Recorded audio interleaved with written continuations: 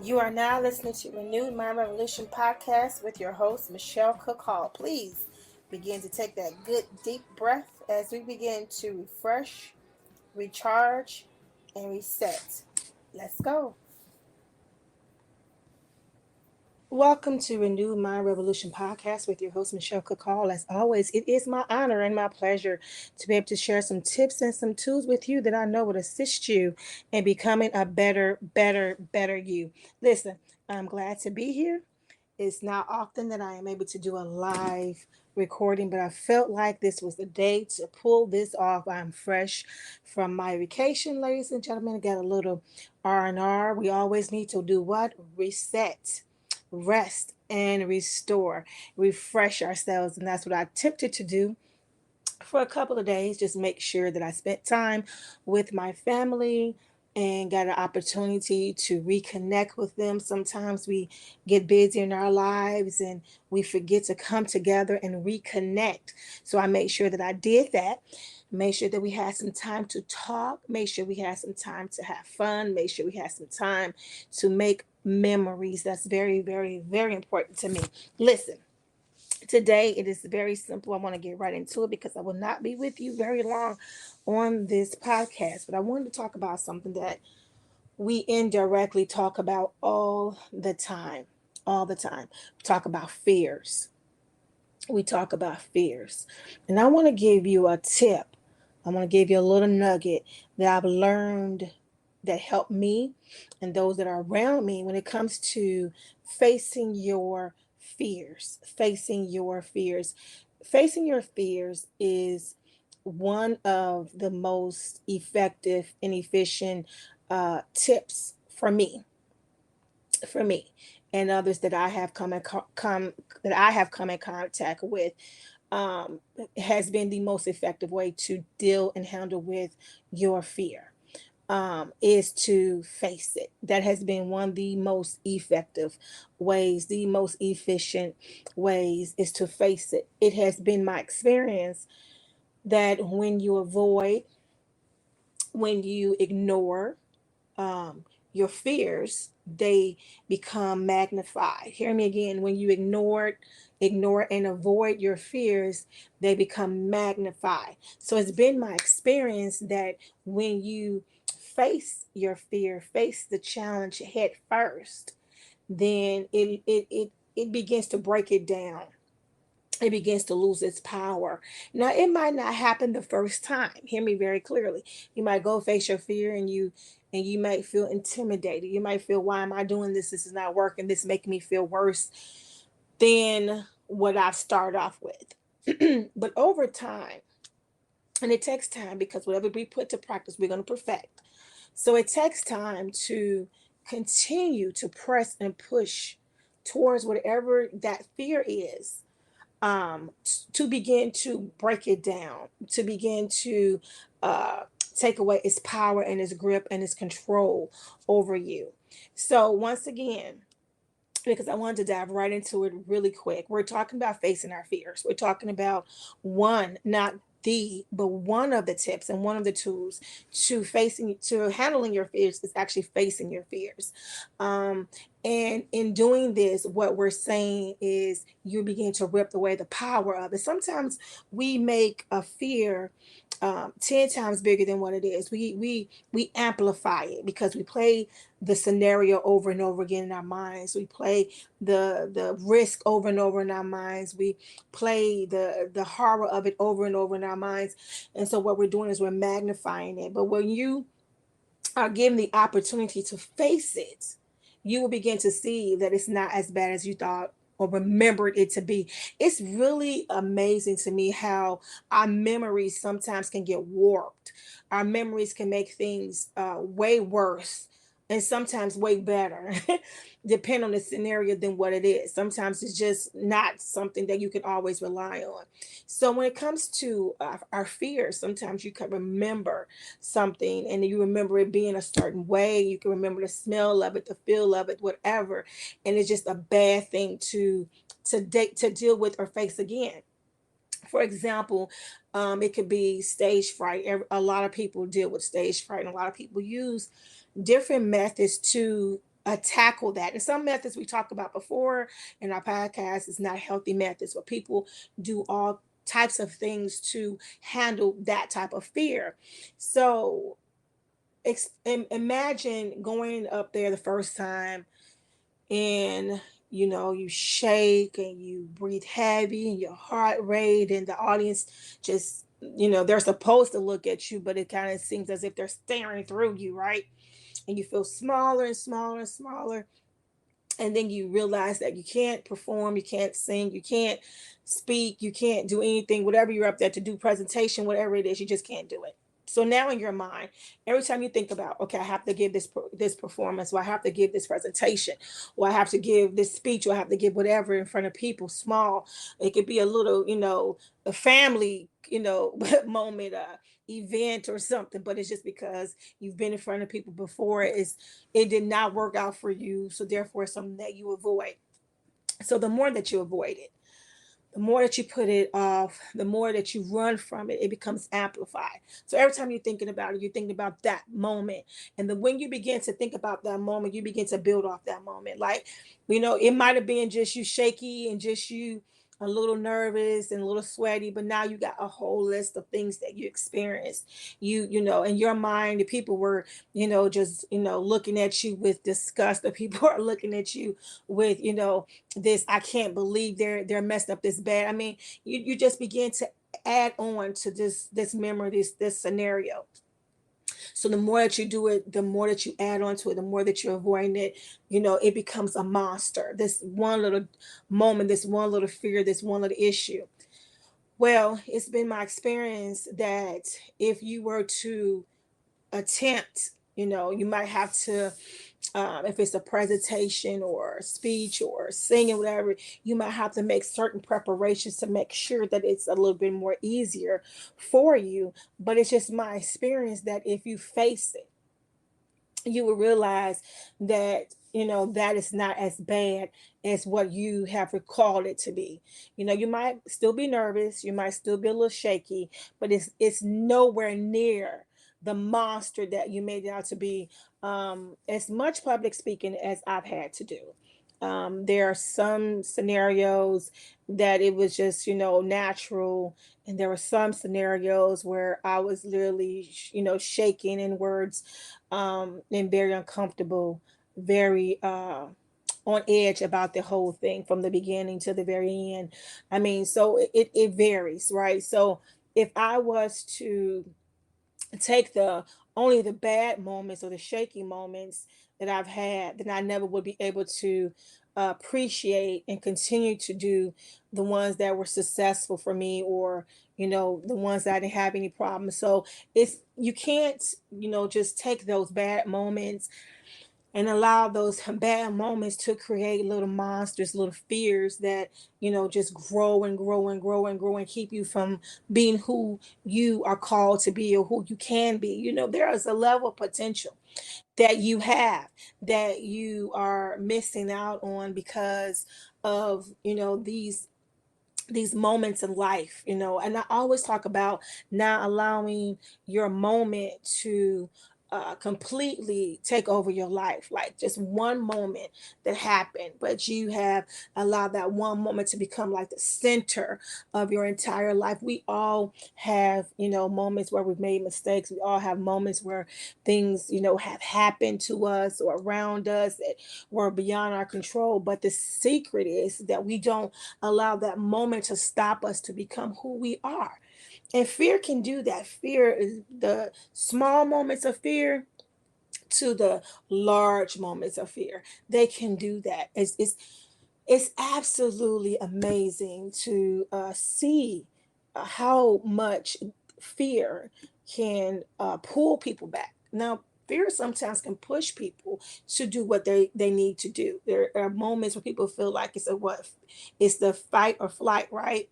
But there are moments that fear can be just downright, make a disability for a person, make them unable to move, make them unable to think clearly, correctly, be conscious, be in the moment. I mean, it really can be debilitating to people. So it's important that if you're finding yourself in a position, whether it's leaving a situation or a relationship or a job or anything, any scenario that you find fear has you holding on to it, and it could be something simple like just a simple change. Sometimes people fear change because they are used to, whatever it is that they're in. It's not necessarily something that is positive. It is not necessarily something that is good, but it's something that is familiar. So we already know what happens when someone is familiar with something. When you're familiar with it, sometimes you tie yourself into it, and because you're familiar with it, this is all that you know. This is all that you have ever known. So even though it might not be healthy, right? Although it might be toxic, right? You're still doing it. You're still tied to it. And fear of the unknown, which is something that we talked about many times before, keeps you in a place that you need not to be. So we want to make sure that we are not staying in a place that we shouldn't be because of fear of the unknown. Sometimes you have to just step out into this unknown. You have to step out into the water, right? You have to step out of your comfort zone. I remember one of the greatest messages that I ever had was teaching about coming out of your comfort zone. And sometimes it's very, very, very challenging, very, very difficult, but it's very, very necessary in lots of scenarios to come out of your comfort zone. If this is all you know, it's been working for you, then you're stuck here. Let me give you something that's so simple. It wasn't necessarily a fear, but it's just the contentment thing that I want to address. Going on vacation, I walked more than I've walked in a very long time because you're shopping and you're going up hills, down hills. You're just kind of walking around and sightseeing. And what's amazing to me was that what I thought I couldn't do physically because I had not been so mobile in that type of way because we all been shut down for COVID, and I'm not like running to gyms or anything like that, and I work from home, so my exercise has been very limited. So me thinking when I first started, like, oh my God, am I, how much of this walking am I going to be able to do? And what was funny was that no matter how tired I was, no matter how, you know, whatever discomfort I felt, me pushing made it better. Me pushing made it to the point where the next time I was able to continue with no discomfort. So it's like the more you do, the more you're able to do. So it's like that. Me first looking at a scenario and thinking, okay, this is going to be a challenge. Now I could have easily said I'm not going to do it. Forget that.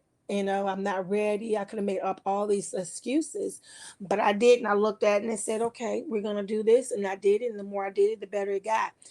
That's how it is. That's how it should be. We are going to face challenges. We are going to face situations, scenarios that we say, listen, this is not what I'm ready for. This is not what I want to do. I'm not comfortable with this, or whatever it is that you're facing. We are going to have these type of thoughts, whether it's big or small. Whatever is small to me is big to you. Whatever is big to me might be small to you. So it doesn't matter what the situation is. What's important is how you see it, how you view it. That's what's important. So the thing is, we all have our moments, right? But how you look at it, how you approach it is very important. When you get into something that is challenging and new and it's a fear for you, you're going to have some opposition. You're going to feel it, you're going to think it, your body's going to respond to it. But what we do is we continue. It's amazing things that happen when you don't stop. Do you hear me, people?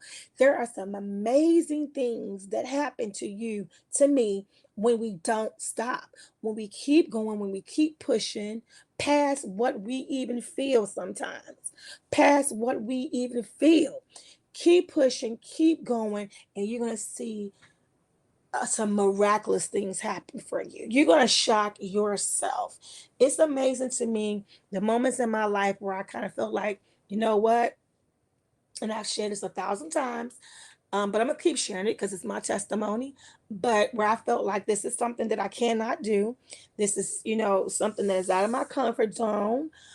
And I just felt like it was with far beyond my reach. Let me say that, far beyond my reach.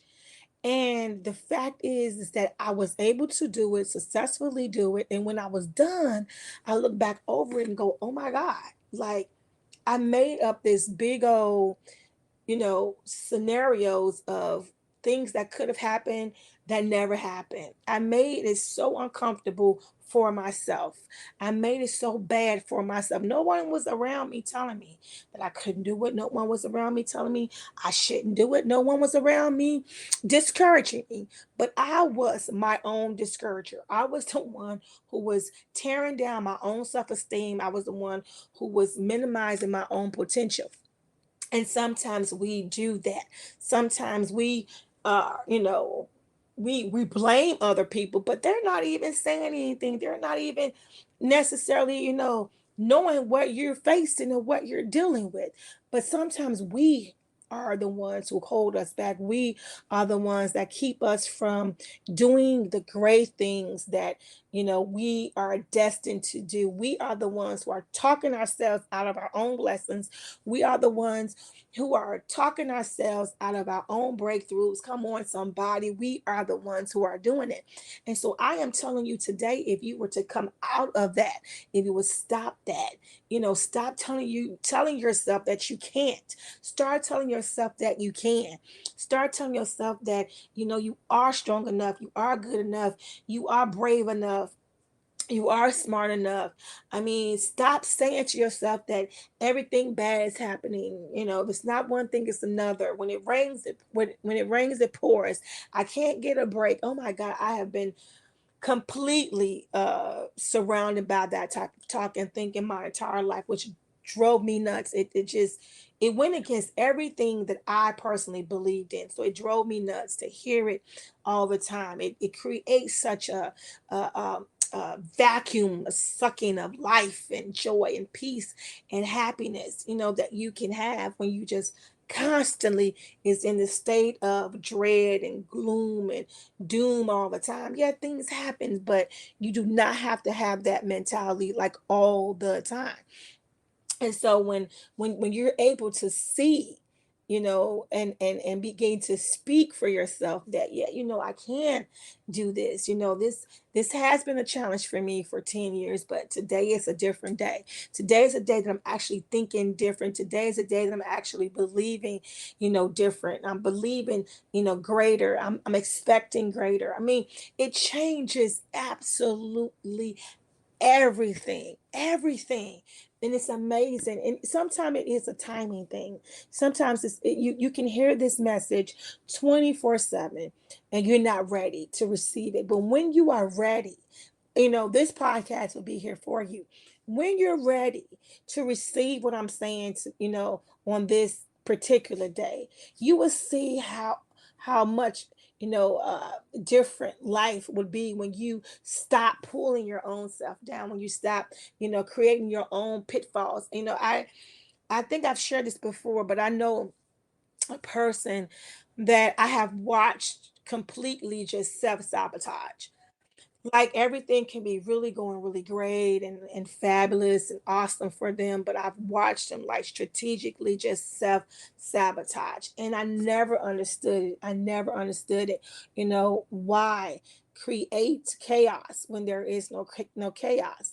But then when I go back and begin to speak to them more and more and more, then I understand like their upbringing and their life and then their training. And sometimes because this is all that they know, once again, they were never in an environment where it was peaceful. Things was working out, things were okay, things were good. All they ever known was chaos. And so sometimes subconsciously you are repeating what all that you've known. So all their childhood was chaos, all their teenagehood chaos, all their young adulthood chaos, all their adulthood. They're still creating now chaos, even when there could be, peace and things working out great for them. They're still creating chaos because this is what they know. This is all that they know. So sometimes, we do that subconsciously, just create little, you know, moments of pure chaos. And so make sure that you're not doing that. Make sure, go back over, your life, and begin to think about that. Think about, the choices that you have made, and why did you make those choices? What was the backing of those choices? What was the reasoning for those choices? Think about, the places that you've been. Why did you find yourself there? What happened that put you there? And just think of it in a healthy way, not to demean yourself or to pull yourself down, but for a learning purpose, because we learn based upon our pattern of behavior. And if you see that you are creating the same pattern that is leading to a very unhealthy result, then it's your responsibility, no one else's responsibility, but it is your responsibility to change that. So, as we talk about facing our fears, if this is something that you see in your life, that you're constantly having these major, fears about, different things, but they're just so major that they are actually what debilitating you, then you need to do what? Sit down and begin to think, even if you're writing it down, what happened? How did I get there? What triggered that? Okay. What was the moment that this happened? What was the moment that I stopped, doing speeches, stop doing presentations, or start feeling nervous about doing presentations, or speaking, or singing, or teaching, or speaking in front of crowds, or small crowds, large crowds, whatever crowd it is, or speaking to people. Some people have trouble communicating. So when did this happen? When did I start having the fear of leaving this unhealthy relationship? When did I have a fear of leaving this job? Not just, leaving, but a fear. What is my fears? Where is that coming from? Am I afraid of not getting another job? Am I afraid of, having nothing? Am I afraid? I mean, what am I afraid of? To be honest with yourself, begin to break these things down and see what it is that you're really afraid of, so that you're able to handle it in a more effective and efficient way. Look, I just want to come on just a little bit and share some tips and some tools with you. And today I specifically talked about your fears and how to handle it in a healthy and effective way. And so I felt that in the first and one of the most tips, not the only tip or tool for handling your fears, is to actually face it. But I actually really want to push that, because a lot of times, like I stated in the beginning of this podcast, that your fears are amplified when you avoid them. Your fears are amplified when you ignore them. Your fears are amplified when you avoid them. And so we want to make sure that we're not doing that.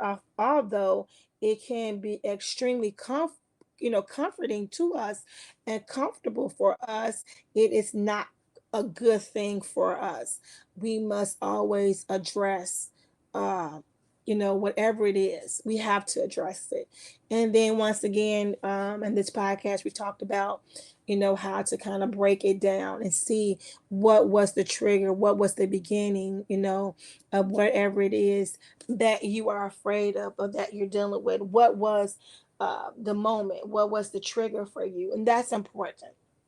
That's very important, to be honest with yourself and see, when did I start this? And then let me say this too before I leave. It is very important, and it's imperative, that if you are struggling with fear in such a way that it is beginning to affect your entire life, and you need to speak to a healthcare professional, or a therapist, or a psychologist, psychiatrist, please reach out.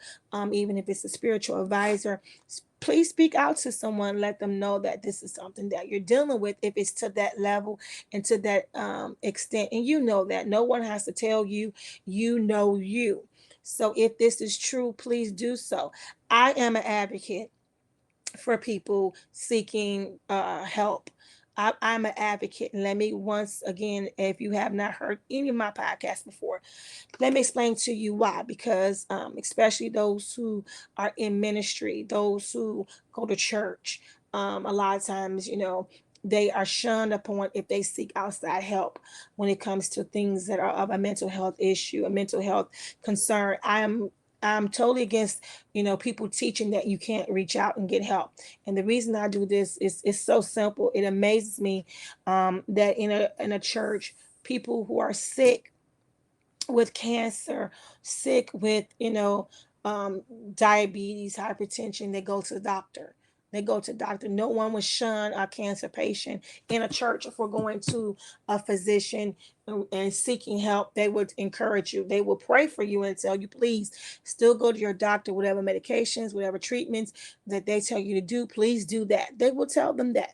But let someone come from, this same church and tell them they have been struggling with depression or anxiety or panic attacks or any other mental health challenges, the first thing they start to question them is, what have they done? And if they tell them they want to go see a mental health professional, they start to begin to question their faith. These are things that people have experienced. It might not be your church, it might not be your experience, but people have been judged because they need help. And so I am not here to do that at all. I'm here to encourage you to get the help that you need. Whatever's going to work for you, let it work. So, once again, if you need to see a healthcare professional, there are, Christian healthcare professionals out there that you can seek if you're comfortable with that. There are people who are in place to help you, to speak to you, to talk you through it, to walk you through it, whatever you need. You know where you are in life right now. No one else can tell you, no one else can judge you. Okay, so let me say that before we leave today, because I've heard enough of people feeling a sense of judgment because they want to get the help that they need. Okay, so I don't want to see anyone get hurt. I don't want to see anyone stay in pain, in any type of pain, whether it's emotionally, physically, or mentally, any type of pain. I'm here to encourage you and to love on you and to empower you and to share with you the truth. Okay, and the truth is, sometimes, depending on the things that you go through in life, you just need somebody to help. You need someone to talk to. You need someone to share with. You need someone to kind of guide you through the emotions and the feelings that is not familiar to you in this particular time of your life. And there is nothing wrong with that. Doesn't make you weak. Because I've heard that before, which disgusts me when people tell people that they're weak because they need help, okay? Because they're depressed, because they're feeling, these emotions or having anxiety or whatever. That's just nonsense. You're not weak. You're strong. You're strong. Okay. Anybody at any time in their life can need help. Okay. We are all here to help each other. We're all here to support each other. We are humans, okay? We are human beings who are flawed, and we all have moments in our life when we need someone to lean on. And so I'm not there with you physically, but I am there for you, and as close as I can be with love, support, and prayer. So God bless you guys. I love you. Most importantly, God loves you more. Please, today I want you to open up your eyes and begin to face what it is that is trying to pull you in the wrong direction, something that is trying to keep you from being who you are, which is great. Okay, being happy. If something's trying to steal your joy, please take it back. If something's trying to steal your peace, please take it back. If something's trying to steal your happiness, please take it back. God bless you guys. Love you.